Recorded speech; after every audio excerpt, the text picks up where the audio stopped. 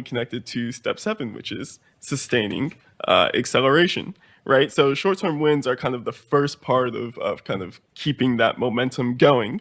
But how you sustain that is also by looking at the successes that you've already achieved and analyzing them and saying, okay, look, this is where we can tweak this to kind of make it more efficient, make it more effective, or find those little areas of improvement or adjust your goals as you continue to move forward. So, one example of this, we go back to the Rwanda context that we've been discussing. After you had women attain so many more parliamentary positions in the Rwandan assembly, you also saw that women started to be elected to leadership roles outside of government and even in things like the police force, right? So that's an important way. So you can see, we start in one context and we see that momentum then carries out to other contexts and kind of spreads out from there.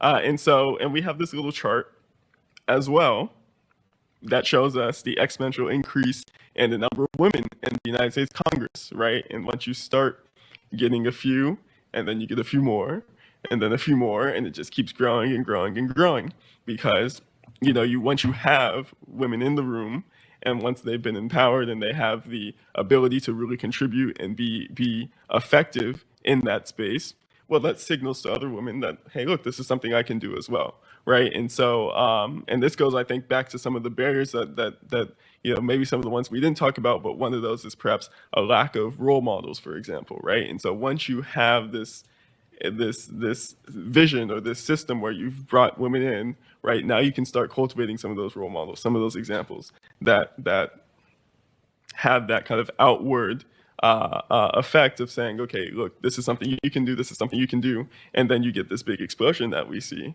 in the United States Congress. So this will now carry us on to our last step, which is reinforcing change, right? So the key here is that you want to keep that momentum going, right? We've talked about step 7, how you keep that momentum going, how you kind of readjust, and how you shift a little bit depending on what you see. But reinforcing change is also is kind of like calling attention to that kind of stuff, right? Because sometimes these things will happen and people really won't always put the dots together and kind of see how everything's connected, and sometimes you got to spell it out a little bit. So here, this is really just about acknowledging and articulating the connections between the new behaviors and the kind of outcomes that you've been able to achieve, and the changes that you made, right, to your organizational structure and to how you're bringing more women into the fold. So some of the ways that you do that, for example, is just by publicly recognizing the key change leaders, right? When you've built this coalition and you've brought in these really effective men and women, you should give them some praise, right? Let people know, like, hey, we're doing this, we're being successful here because this person and that person did X, Y, and Z, right? And so then people can see that connection and they can see, okay, well, this is then I should be doing what they're doing, right? And I can contribute more to the success of the organization.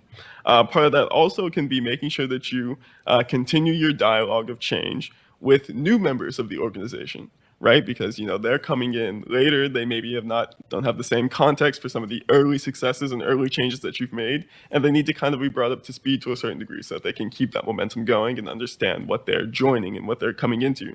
And the other benefit of that is that when you start to shine a light on these things and acknowledge how these changes have come about and how these successes have been achieved, you also start to attract like-minded people to the organization, right? People need to know where they can do this effective work and this really great work. And you might have a lot of people that are attracted by that or inspired by that, and they just kind of don't know where to go until you start to project or outwardly tell people like, hey, this is what we're doing, this is how we're achieving these successes, and if you want to be a part of it, you can come join us as well. So we can look at some of our case studies again. We've spoken a lot about the Obama White House, and amplification has been the key to that case study. But those short-term, as looking at what we talked about, those kind of short-term wins, that amplification really did drive long-term change. We spoke earlier about the fact that with women amplifying other women that eventually led to gender parity amongst President Obama's top aides, right? Like that is a structural, long-term structural change that's quite impactful that developed from a lot of these, smaller, short-term wins. And then another little study that we have for you here comes from the Geneva Graduate Institute.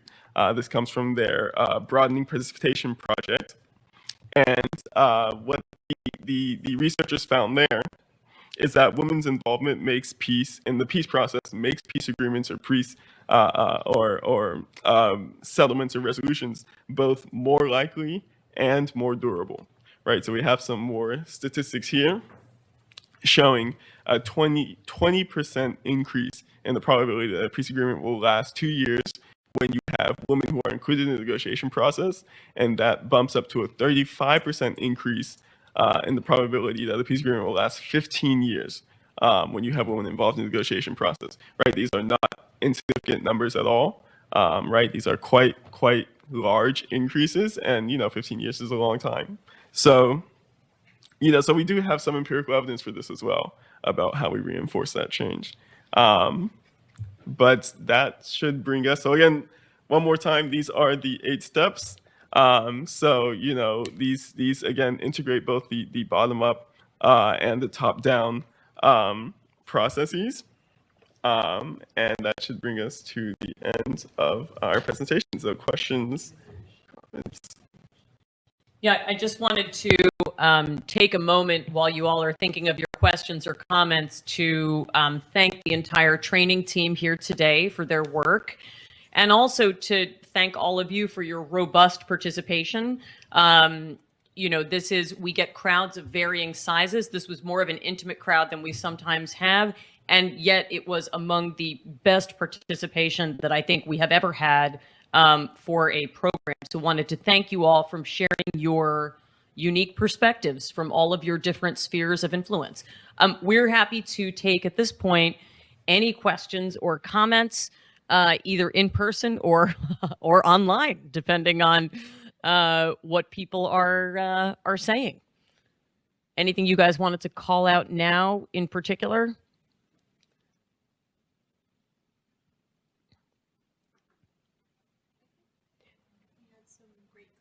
Okay, yeah, if you wanted to just turn on your microphone so everybody can hear. We had some great comments kind of throughout the session. I thought that one in particular stat was, again, from Stephanie White, that kind of built on the idea of women kind of being able to step out of the traditional female role and kind of speak up more in kind of organizational leadership roles, and built on, I know someone in person, one of our colleagues spoke about women kind of being seen as decoration or just someone to have in the room but not listen to. I know that Stephanie White wrote a great deal during that section about positions where women have been in management roles and not been able to really truly speak out, and then also kind of limitations, cultural limitations on women as well, of kind of sometimes being put in like even when you're a manager, being treated in a secretarial role and not feeling able to stand up to that. So I thought those were some great comments and points, but overall really great participation in the chat. Fantastic. Any questions or comments from our distinguished guests today? Okay, so I'm going to give you a minute to think of anything, but in the meantime, I wanted to let you know some important dates for us. We will be back, I believe, on April 8th. Yes, for a continuation on a program that we did last fall about conflict resolution and mental health.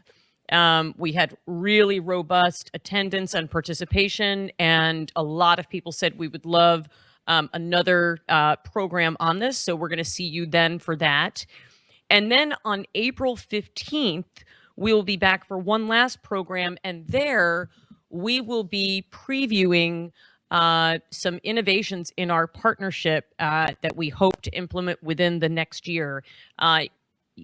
Not to fully spoil it, but we're looking to provide more robust training for people who want to become mediators or who want an additional credential in the area of conflict resolution. And so we're going to be providing an even more robust certificate program, we hope, in the semesters to come. And so the 15th will be both a substantive program and an advertisement, right, designed for you to understand a bit more about what we're looking to provide in coming years, and to give you a flavor for what that high-level training might look like. All right, so we will be back on the 8th and 15th. And in the meantime, thank you again. We hope to see you soon. And UNITAR can be in touch with both the slides that we will provide, but also any questions about certificates or the program. So thank you again to our friends at UNITAR, and thank you to all of you.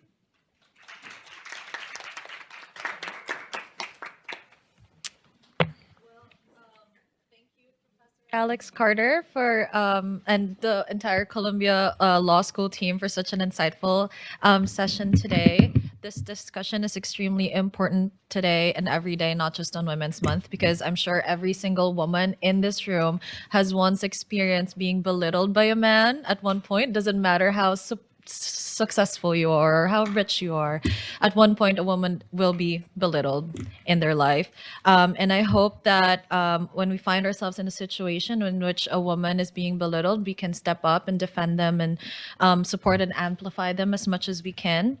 In this patriarchal world in which we are in some sort of like an obvious disadvantage, it is very important to amplify each other's ideas. And for the men online and in the room, there's just one here in the room. Thank you for being part of the conversation and the discussion. And we ask you to use what you have learned here to continue to amplify and support the women around you. Thank you again for such an insightful session, and we'll see you in the next one. Thank you so much.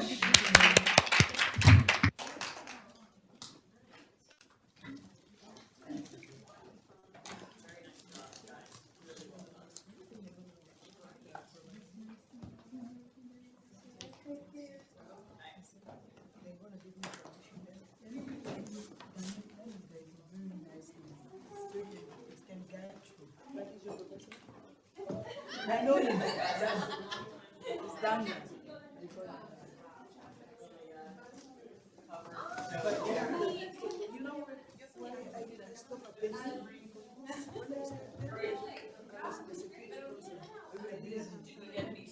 Yeah, not easy, I know. Even I need to know if we gotta be spicy comments after mine, you know? Oh, sorry. I was like, here we go.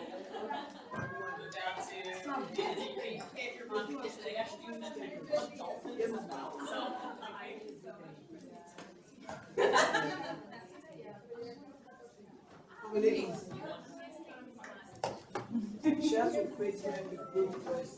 What you remember? Yes, that's right.